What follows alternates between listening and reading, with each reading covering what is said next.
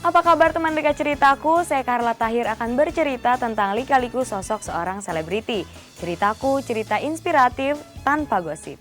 Yang membuat saya jadi semangat lagi, orang tua saya mungkin karena ketakutan itu saya disuruh kawin.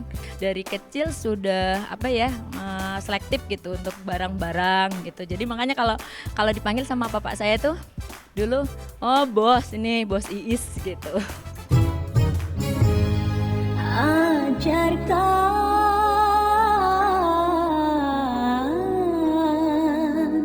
diriku setia. Pedangdut populer Iis Dahlia telah memberi warna dan ikut membangkitkan musik dangdut di Indonesia. Ia lahir dalam keluarga petani di Indramayu dari pasangan Makmuri dan Komariah, tapi bermimpi menjadi penyanyi di tingkat nasional. Sejak kecil, ia hobi menyanyi, bahkan tampil dari panggung ke panggung di kampung halamannya. Ajang perlombaan menyanyi dan membaca puisi saat SD selalu diunggulinya. Untuk meraih mimpinya menjadi penyanyi, Iis Dahlia memilih melanjutkan SMP di Kota Kembang, Bandung. Di Bandung, Iis belajar vokal di Himpunan Artis Penyanyi dan Musisi Indonesia. Tapi karena hasratnya untuk menjadi penyanyi tingkat nasional kian menggebu, Iis pindah ke Jakarta saat naik kelas 2 SMP. Berikut ceritanya.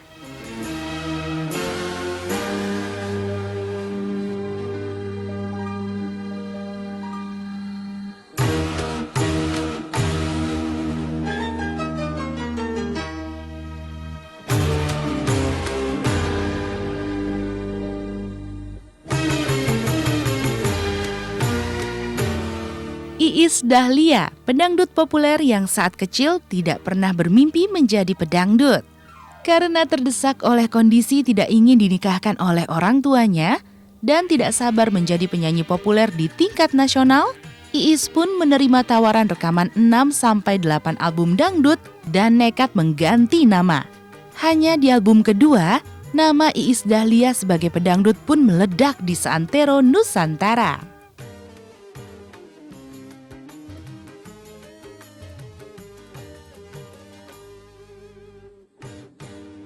Ia lahir sebagai Iis Lailiah. Lahir di Bongas, Indramayu, Jawa Barat, 29 Mei 1972 dari pasangan almarhum Makmuri dan Ibu Komariah. Meski ia berasal dari keluarga petani, namun hidup Iis di masa kecil tidak berkekurangan. Dari segi agama, saat kecil ia dididik orang tuanya dengan disiplin agama yang sangat ketat. Masa kecil aku cukup membahagiakan. Aku tinggal di Indramayu, di desa kecil, hidup dengan keluarga yang nggak terlalu berlebihan, tapi kekurangan juga enggak, ya cukup-cukup aja lah. Kami keluarga yang dibesarkan dengan Islam yang begitu kuat. Sejak sekolah dasar, bakat seni Iis Dahlia mulai terlihat. Ia bahkan sering menjuarai lomba puisi, lomba menyanyi, bahkan lomba mengaji. Sejak itu, Iis sudah mulai tahu akan menjadi apa seharusnya ia kelak. Dengan dibantu almarhum ayahnya, Iis memilih menjadi penyanyi di tingkat nasional. Dari SD itu hampir semua kejuaraan-kejuaraan di sekolahan itu saya dan kakak saya yang mendominasi.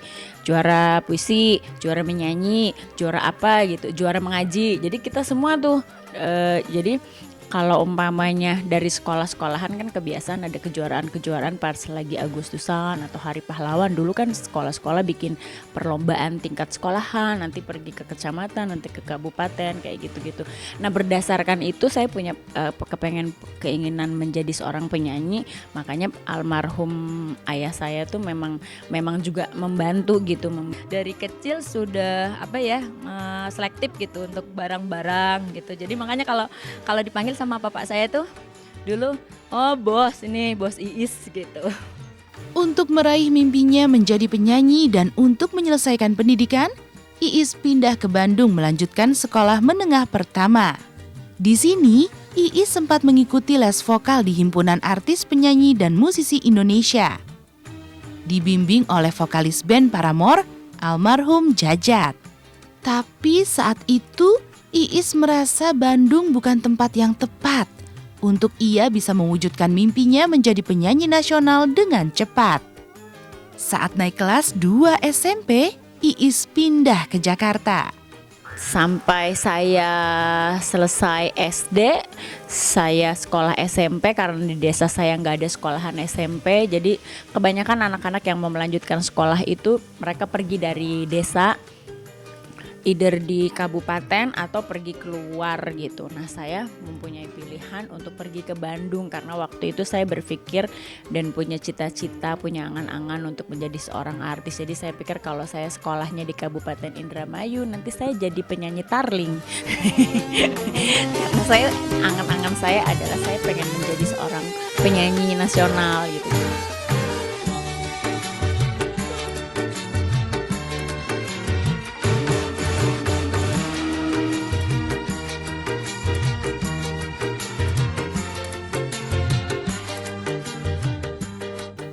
Di ibu kota, perjuangan Iis tak kenal lelah. Saat berusia 14 tahun, ia dikontrak sebagai penyanyi tetap di Ancol setiap malam minggu dengan honor yang dibayar per bulan.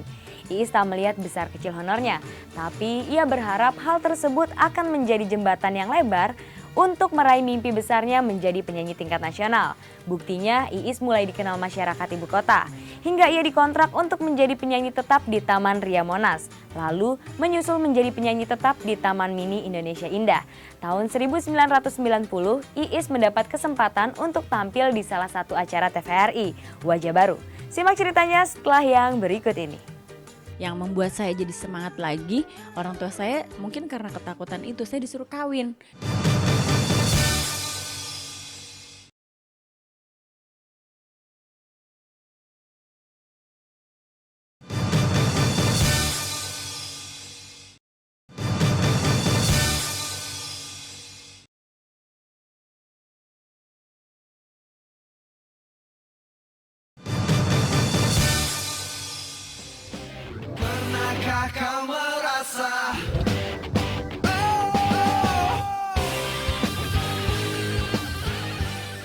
Di Jakarta, Iis bisa dengan leluasa mengekspresikan bakatnya sebagai penyanyi dan bisa mendatangkan uang. Pertama kali ia didaulat menjadi penyanyi tetap di Taman Impian Jaya Ancol setiap malam minggu dengan honor Rp90.000 sebulan. Namanya mulai dikenal. Ia lalu diminta menjadi penyanyi tetap di Taman Ria Monas, disusul Taman Mini Indonesia Indah. Tapi berbagai kesempatan itu belum membuat nama Iis dikenal di seantero Nusantara. Dulu karena angan-angan saya pengen menjadi penyanyi itu keterlaluan, orang tua saya jadi berpikir gini, Kak, sementara saya waktu itu nyanyinya cuma di panggung-panggung yang di Monas, di Taman Mini, di Ancol, belum rekaman juga gitu. Pernah satu saat saya ngerasa ada di kondisi yang frustasi untuk mengejar cita-cita gitu. Jadi saya disuruh pulang, sempet tuh ke semester 3 kelas 1 saya disuruh pulang. Di tengah keputusasaannya tersebut, Iis malah disuruh menikah oleh orang tuanya. Permintaan tersebut membuat Iis ketakutan hingga mimpinya untuk menjadi penyanyi nasional kembali menyala. Iis lari ke Jakarta lagi, menghindari kehendak orang tua untuk meraih mimpinya yang belum terwujud. Pada saat yang lagi down itu aku udah ngerasa yang oke, udah give up, udah semua cara udah aku coba cari gitu, ternyata memang enggak juga, memang sudahlah gitu. Tetapi yang membuat saya jadi semangat lagi, orang tua saya mungkin karena ketakutan itu saya disuruh kawin. Dibilang gini, udahlah mendingan kamu kawin aja jadi kayak teman-teman saya yang lain gitu, sementara kakak saya kuliah gitu, kan masa gue kawin sih gitu. Nah, sejak ada pernyataan dari orang tua saya suruh kawin itu, saya jadi kepengen lagi gitu. Akhirnya saya balik ke Jakarta tuh kabur karena saya mau dikawinin. Pada fase kedua di Jakarta, Iis rela tinggal di kos dan menjalin persahabatan secara sehat. Ia sempat mengikuti festival keroncong, di mana ia bertemu dengan temannya, lalu diperkenalkan ke label rekaman Flower Sound. Tapi Iis belum menemukan jalan untuk mewujudkan mimpi besarnya. Saya ngekos, saya pikir saya punya kemampuan gitu. Saya cari lagi teman-teman saya yang lama gitu. Akhirnya saya nyanyi lagi, terus ikut festival keroncong. Saya ketemu teman, kebetulan teman itu punya teman yang waktu itu Flower Sound, ada label rekaman namanya Flower Sound. Saya ditawarin ke mereka, terus saya disuruh nyanyi lagu-lagu pop gitu ya. Saya ketemu sama Pancep Mondang, sama siapa gitu. Tapi ternyata di Flower Sound itu aku cuma rekaman apa ya dulu ya? Rekaman lagu Mandarin, terus yang di Indonesiain. Maafkan aku sayangku, bukan maksudku menyakitimu, mengkhianatimu. Ampuni aku sayangku, jujur ku katakan aku tak lagi mencintaimu. Tampil di acara Wajah Baru, mengantar penyanyi bernama asli Iis Lailiah ini masuk dapur rekaman. Ia pertama kali ditawari kontrak 8 album dengan honor per album sebesar Rp750.000. Iis sempat merasa berat karena ke-8 album tersebut adalah album dangdut. Album perdananya bertajuk Junet tahun 1989 kurang sukses. Meski ia mengubah namanya dari Iis Lailiah menjadi Iis Dahlia, tapi lagu Tamu Tak Diundang di album keduanya Iis membuat namanya populer. Album tersebut laku keras dan menembus angka 1 juta kopi. Namanya pun disejajarkan dengan Evie Tamala, Cici Paramida dan Ikke Nurjana. Penghargaan demi penghargaan pun diraihnya sebagai penyanyi dangdut. Simak ceritanya setelah yang berikut ini. Nah, akhirnya saya juga ikut tes Wajah Baru di TVRI. Zaman dulu tuh kalau mau jadi penyanyi harus ikut tes itu gitu.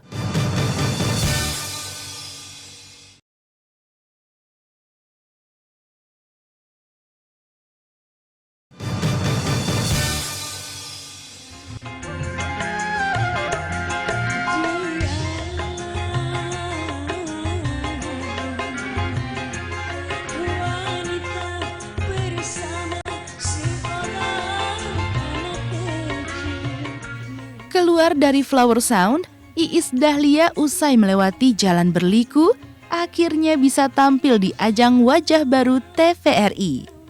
Ajang ini ketika itu menjadi pintu keluar menjadi penyanyi populer di tingkat nasional. Ia diminta menyanyi lenong Betawi.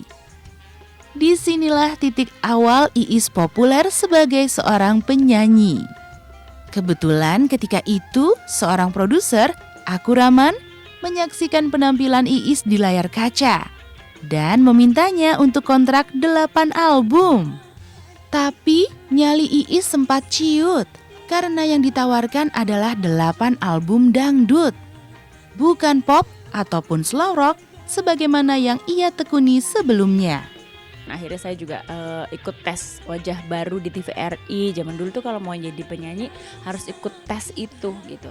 Saya ikut tes Wajah Baru, saya lolos. Jadi kalau udah lulus itu dia nyanyi di situ. Tapi sebelum itu saya disuruh nyanyi lenong Betawi. Saya pikir mau terserah deh, mau nyanyi lenong kayak mau nyanyi apa kayak, masih kecil gitu kan. Setelah waktu itu saya nyanyi di acara lenong itu, ada produser rekaman Aku Rahman namanya. Pas dia lihat pas waktu itu lagu dangdut lagi mau mulai naik gitu, dia cari saya di TVRI. Orang TVRI ngasih alamat, dia datang ke saya ditawarin kontrak waktu itu 6 apa 8 album gitu ya. Tapi lagu dangdut, bayangin ya, yang gue tadinya nyanyi-nyanyi itu nyanyi pop, nyanyi rock, nyanyi slow rock gitu, dangdut. Aku bilang, kok dangdut sih mbak gitu kan, bilang ke kakak saya karena saya masih tinggal sama kakak kan. Terus kata kakak saya, udahlah terima aja, datang kesempatan itu nggak jarang banget yang datang 2 kali. Tapi album pertama Iis berjudul Junet yang dirilis tahun 1989 kurang sukses. Namanya meledak berkat album kedua Tamu Tak Diundang yang dirilis setahun kemudian. Album tersebut laris terjual 1 juta kopi, mengalahkan album larir Itje Tresnawati. Berkat albumnya itu, di sebuah ajang anugerah dangdut tahun 1997, Iis didaulat menjadi penyanyi dangdut wanita terbaik, menyingkirkan Ikke Nurjana dan Cici Paramida. Ya alhamdulillah pas album kedua waktu itu saya bisa mengalahkan Itje Tresnawati yang waktu itu bisa mendominasi setiap award, dia terlaris, dia terapalah. Waktu itu saya sampai mengalahkan dia. Album terlaris waktu itu, album kedua yang sampai sekarang akhirnya.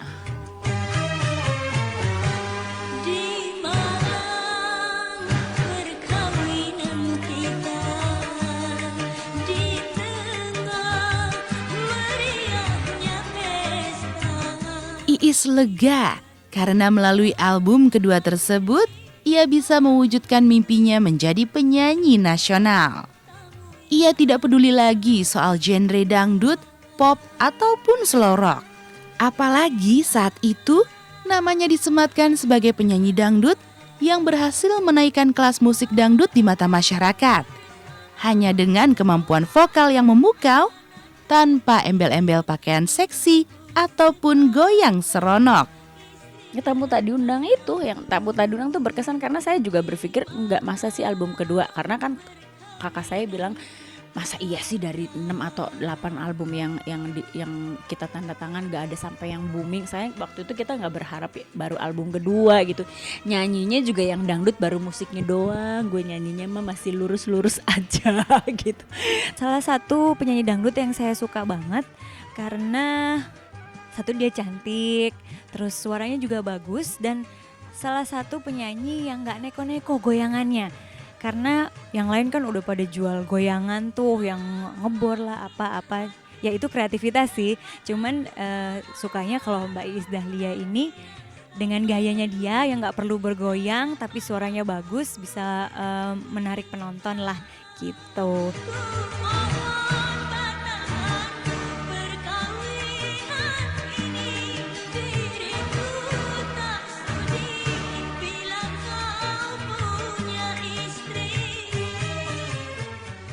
Selain menjadi penyanyi dangdut, Iis juga merambah ke dunia akting. Selain sebagai bintang film layar lebar, juga sinetron dan iklan.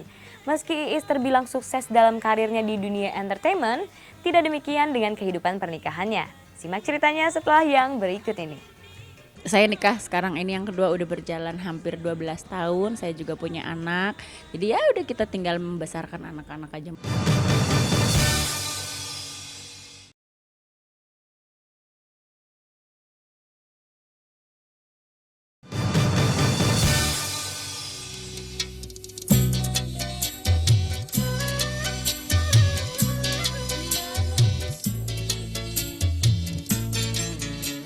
Sebagai penyanyi dangdut, Iis sudah mencetak kurang lebih 20 album dangdut.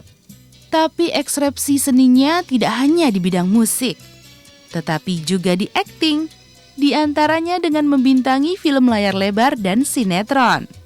Tapi Iis tidak ingin terlarut di dunia akting. Ia berencana untuk kembali membuat album baru. Saya lagi berpikir yang untuk next album ini mau bikin apa ya, sesuatu yang baru gitu. Karena saya kemarin kan baru keluarin album Rindu, Recycle sama Tompi. Waktu itu yang bikin Tompi, alhamdulillah kemarin dapat penghargaan di video klipnya.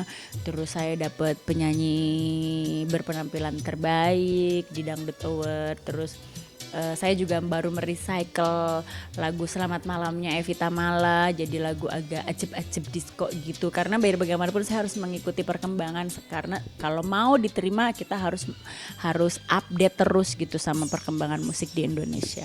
Kalau ada peluang untuk acting ataupun nyanyi juga, ambil aja sih karena untuk melebarkan sayap lagi gitu. Mbak Iis Dahlia itu kalau buat aku senior di dangdut yang mateng ya.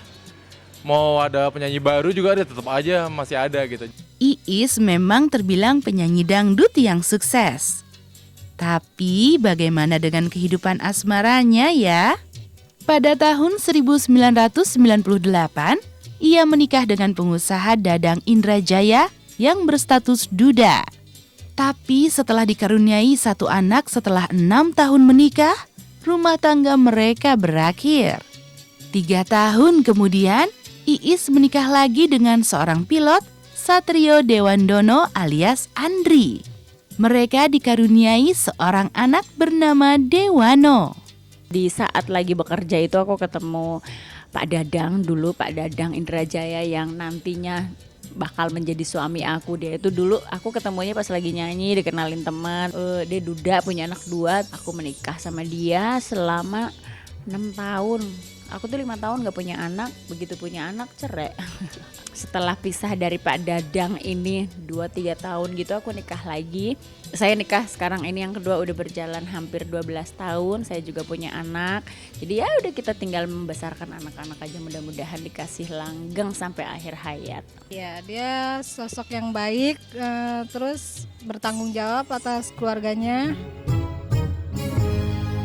Ajarkan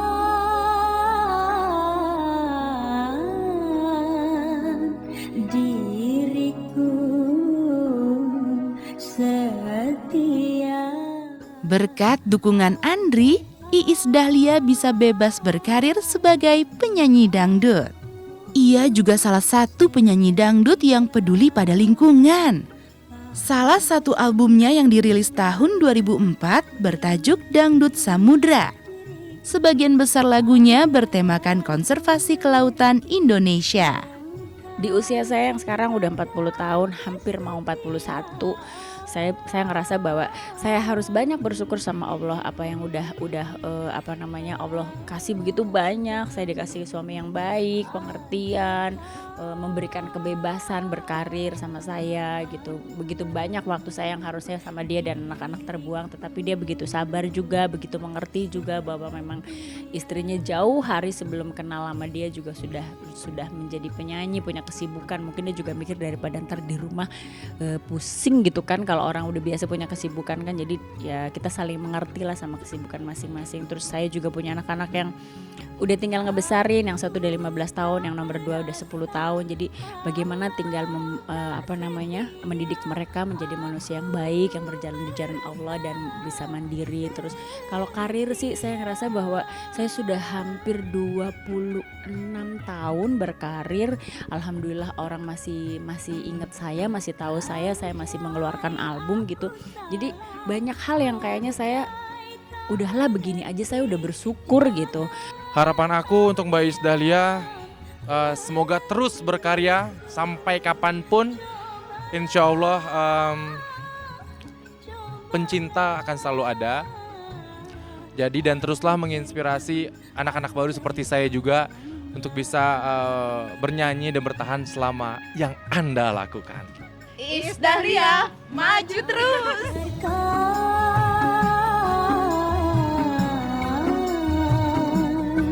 Diriku